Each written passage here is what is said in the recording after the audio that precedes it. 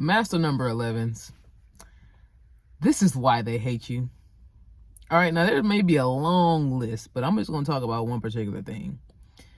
They hate you because you are a mirror. All right?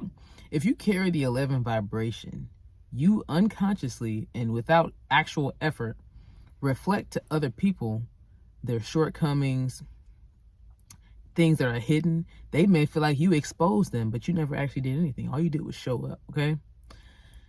So this can be dangerous because when you think about it, 11s are the illuminators, okay? So you do what? You bring light, all right?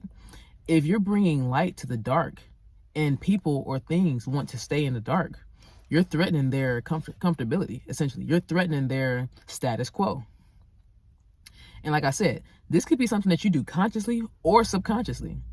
And so, like I said, if people are real testy about their darkness, they real testy about these hidden things, you need to watch your back, right? One of the good things, though, is that if you have 11 energy in your chart, you are spiritually protected.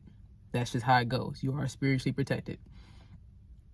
Also, it helps, too, if you have some 7 energy in there, too. But just 11s in general are spiritually protected, all right? So the weapon may be formed. They may attempt to use said weapon, but it more than likely won't prosper. And if it does prosper, there will probably be a way to escape. So, yeah. And I think that kind of grinds their gears even more, right? Because when you think about it, if somebody... So I'll tell you one thing, right? I had a dream. And in my dream, the setting was like some kind of office party or something like that, right? And I guess at the end of the party, I ended up going outside. It was dark and it was like kind of like a courtyard, sort of alleyway, in between buildings sort of way, in the back, right? So a coworker of mine is standing there, almost like a standoff, right? He's just standing there. I'm like, okay, what's up?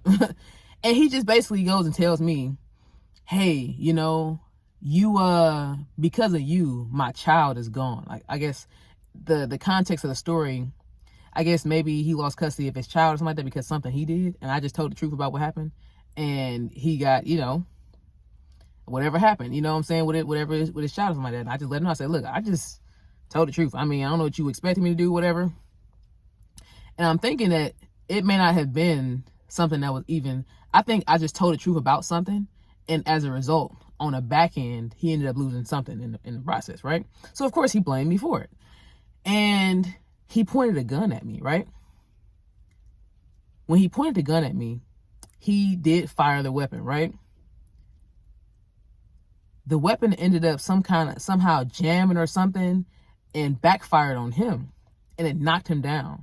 And it was like a pile of garbage bags or something like that. And he basically got knocked into the pile of garbage bags. And I guess the gun fell out of his hand.